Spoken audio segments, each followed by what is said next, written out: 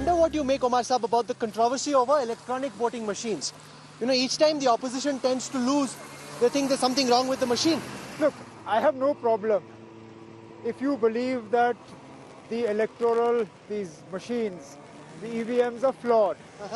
But then it has to be a year-round campaign against EVMs. It can't be a campaign that's based just around bad election results. And secondly, fine, you have a problem with EVMs, I get that. You want EVMs to be replaced. Replaced with what? Correct. With ballot papers? They were hardly the most efficient method of conducting elections, nor the clearest. We all remember how polling booths would be captured and then ballot boxes would be stuffed with ballot papers. So, if we want EVMs replaced, we have to figure out what we want them replaced with.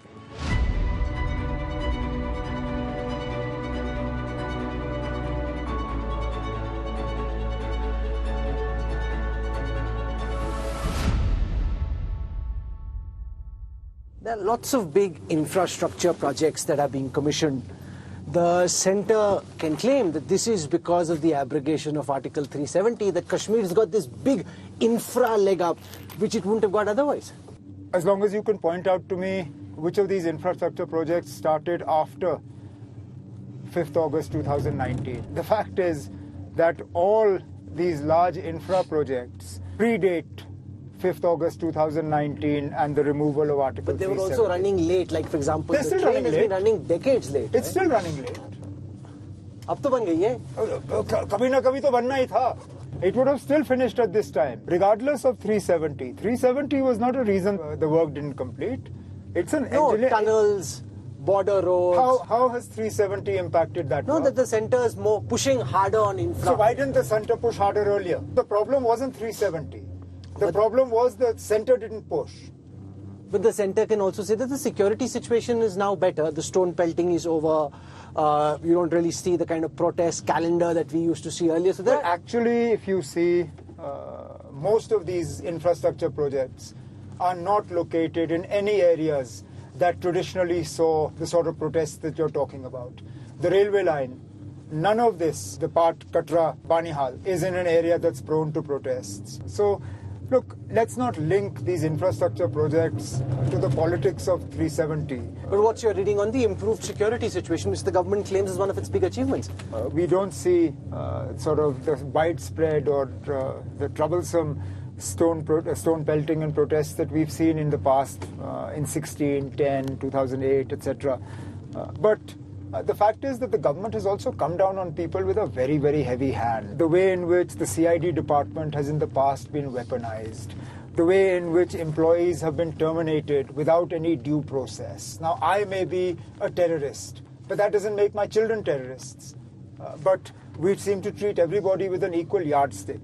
If what we see on the ground in Jammu and Kashmir is as a result of a change of heart, I'm all for it.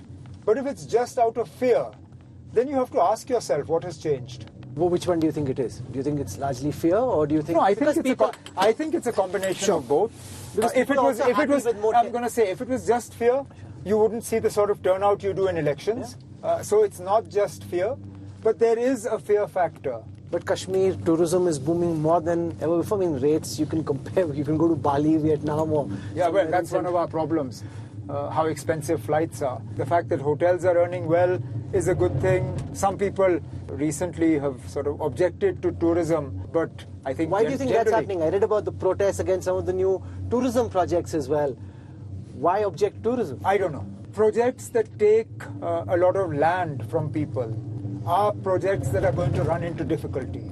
We've seen that not just in Jammu and Kashmir.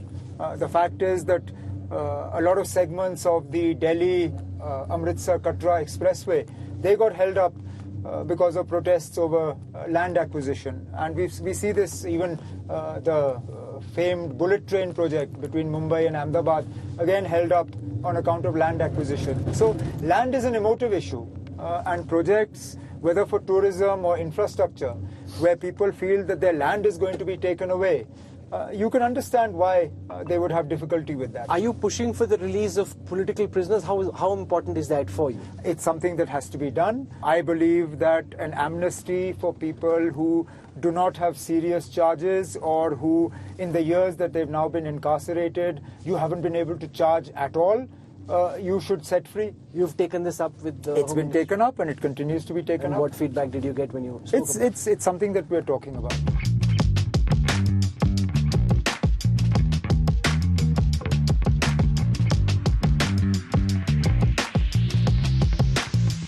We've come now to the new convention centre that the government's trying to build in Gulmarg. Chief Minister, give our viewers a sense of what is it that you're trying to develop here?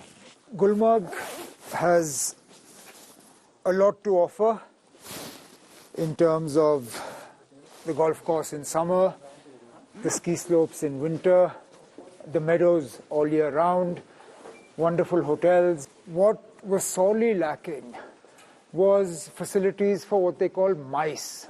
It's a very strange term, but basically meetings, incentives, conferences and exhibitions. So this asset has been developed with a view to plugging that gap. Obviously the feature is this, which is the main auditorium. Oh, nice. And so I it's think like you can watch well, as I said, you'll have conferences, conventions, meetings, seminars. You can have film festivals, all sorts of things here.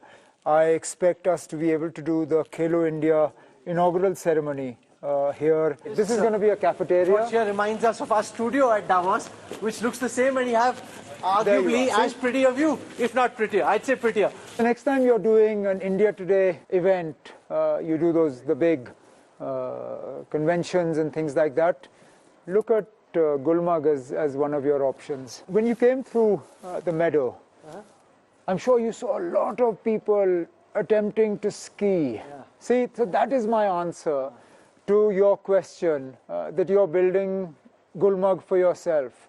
Absolutely not. Gulmarg is for the multitudes of people who would like to ski and need a bit of infrastructure added.